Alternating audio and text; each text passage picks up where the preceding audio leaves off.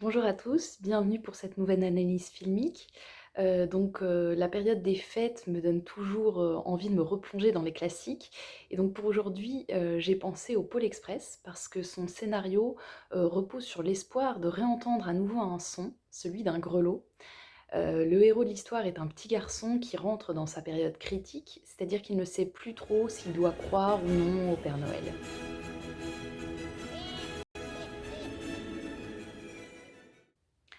Le film débute sur un air que j'ai envie de qualifier de scintillant, avec des instruments qui teintent délicatement. On a presque l'impression que c'est la musique qui tombe en blanc flocon dans cette nuit étoilée. Puis résonnent à l'unisson les cordes de l'orchestre au moment où apparaît le titre Pôle Express. Donc ça nous donne déjà l'impression qu'on se trouve au pôle Nord, mais les chœurs qui viennent habiter cette musique juste avant que nous ne voyions apparaître les maisons signifie que nous nous trouvons dans une région peuplée du monde. Alors cette introduction musicale résume à elle seule le développement sonore du film, à savoir un accent qui est mis sur la magie de Noël et un son qui précède l'image. Donc je reviendrai sur cette idée un peu plus tard. Donc cette première séquence du film montre le jeune héros dans son salon au soir de Noël et on y retrouve tous les symboles, la cheminée avec la grande chaussette, le sapin décoré, le verre de lait avec les gâteaux pour le Père Noël. Et à chacun de ces détails, un petit tintement résonne qui donne une impression de magie. Cette mise en scène est encore intacte, ce qui signifie que le Père Noël n'est pas encore passé. Le jeune héros a l'air un peu déçu, mais il entend le son d'un grelot et aperçoit au sol l'ombre d'un bonnet se dessiner. L'ombre parle et on déchante assez vite parce qu'on comprend qu'en fait il s'agit du père du jeune héros qui est en train de coucher la petite sœur qui peine à s'endormir.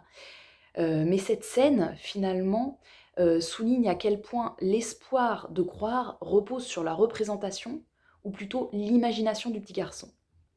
Et en fait, la magie de Noël repose sur cet imaginaire collectif lié à un mythe, des symboles et des chants. La veille de Noël, il y a de nombreuses années, j'étais couché tranquillement dans mon lit, je ne froissais pas les draps. Je respirais doucement et calmement. J'attendais un son que j'avais peur de ne pas entendre.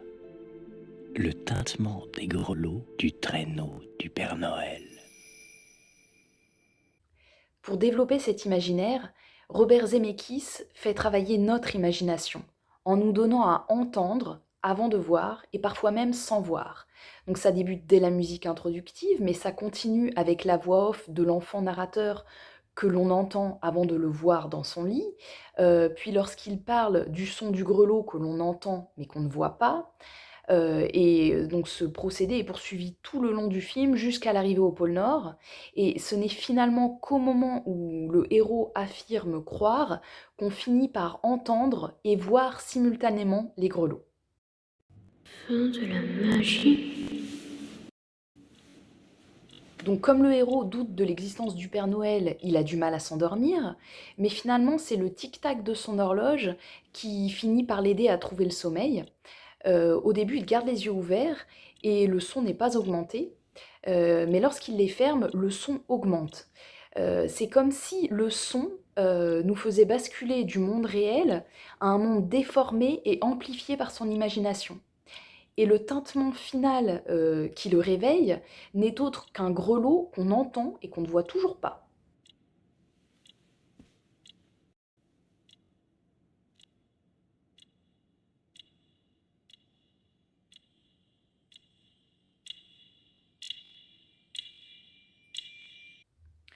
Un de ses jouets émet des cliquetis en battant contre le radiateur en fonte. Toute sa chambre se met à trembler.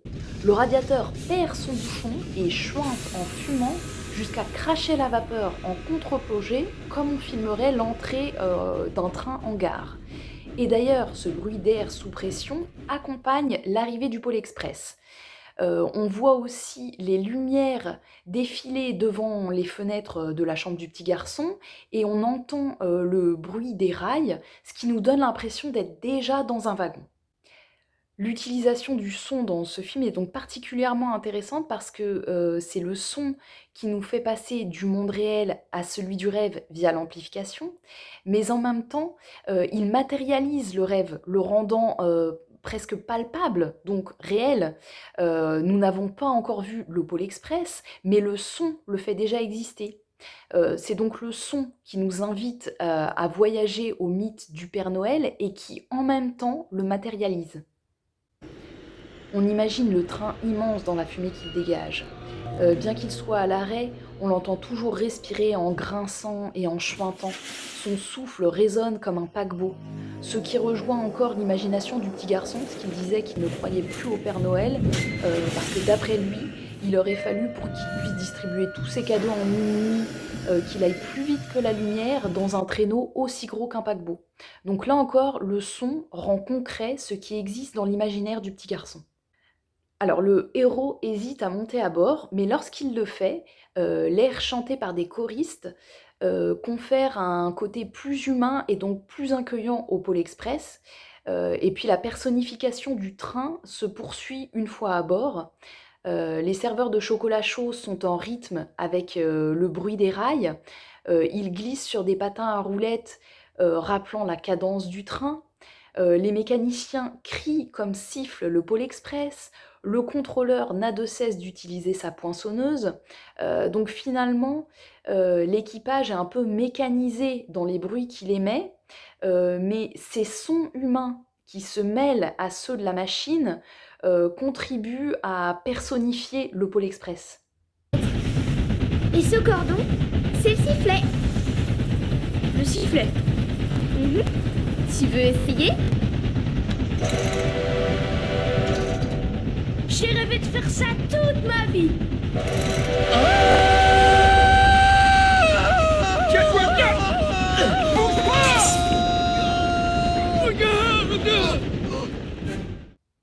Ces sons mécanisés soulignent un élément important dans les doutes du héros. Les vitrines des magasins lui font espérer voir le Père Noël et lorsqu'il s'aperçoit que ce ne sont que des automates, il est déçu. Finalement, le côté mécanique des choses enlève de la magie. Et donc c'est pour ça qu'il a besoin d'humaniser le Pôle Express, parce que c'est ça qui lui donne de la magie et c'est ça qui lui permet d'avoir encore un peu l'espoir que le Père Noël existe. Et lorsqu'il doute du Père Noël et aussi, on pourrait dire indirectement, lorsqu'il doute de lui, il bascule dans le cauchemar, comme le montre très bien la scène qui se déroule dans le wagon des jouets oubliés, où on a une marionnette de Scrooge qui l'accuse de manière assez terrifiante d'être un incrédule. Ce train, ce ne sont que des sangs-nets, une indigestion passagère. Oh, je sais ce que tu es. Tu es un incrédule. Tu doutes, tu ne crois pas, tu doutes, tu ne crois pas. Donc on voit bien que le héros a du mal à croire, mais qu'il commence à percevoir le danger de ne plus croire. Et cette métaphore, elle est rendue réelle au moment où le contrôleur demande à la petite fille qui représente l'esprit de Noël de l'accompagner. Le héros, avec moult péripéties, tente de les poursuivre sur le toit du train. Et puis finalement, lorsqu'il finit par la retrouver dans la salle des machines et qu'elle lui dit qu'elle a compris comment conduire le train, il refuse de suivre ses instructions et donc il se rend compte qu'ils vont droit à la catastrophe et il va finir par éviter de peu l'accident, mais ses doutes mettent en danger le train. Lorsqu'ils arrivent au pôle Nord, l'environnement sonore est tout aussi étrange qu'il commence à se normaliser. Tout est silencieux, il n'y a personne dans les rues. Billy, le petit garçon qui n'a jamais reçu de cadeau, refuse de descendre du train. Le héros et la petite fille qui symbolisent l'esprit de Noël décident de remonter à bord pour essayer de le convaincre. Mais le dernier wagon du Pôle Express se détache et tombe dans un circuit de montagne russe assez impressionnant, avant d'atterrir sur une espèce de petite plateforme ronde qui lui donne des airs de petit train électrique. Et puis là aussi, la musique scintillante de Noël perd de sa magie, puisqu'elle n'est plus que l'écho d'un chanteur sur un vieux gramophone. Et d'ailleurs même, cette musique finit par dérailler comme le train, en répétant en boucle la même phrase.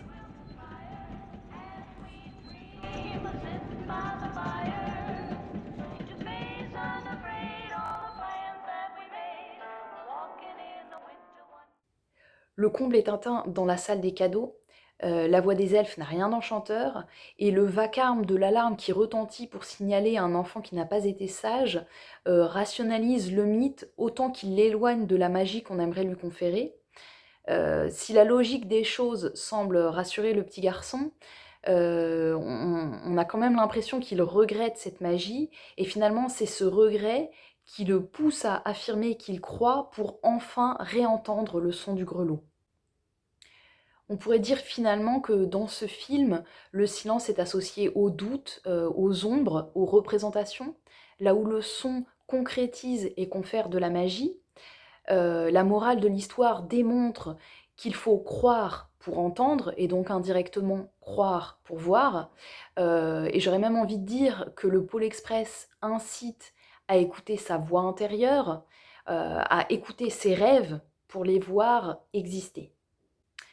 Il est également important de souligner que dans la version originale du film, Tom Hanks prête sa voix au narrateur, au père du héros, au chef de train, au vagabond sur le toit alias le fantôme du Père Noël, à Scrooge et au Père Noël lui-même. On a donc une voix qui unifie et qui incarne tous les acteurs du mythe. Et finalement, ça signifie qu'en chacun de nous réside ce mythe depuis l'enfance jusqu'à notre mort.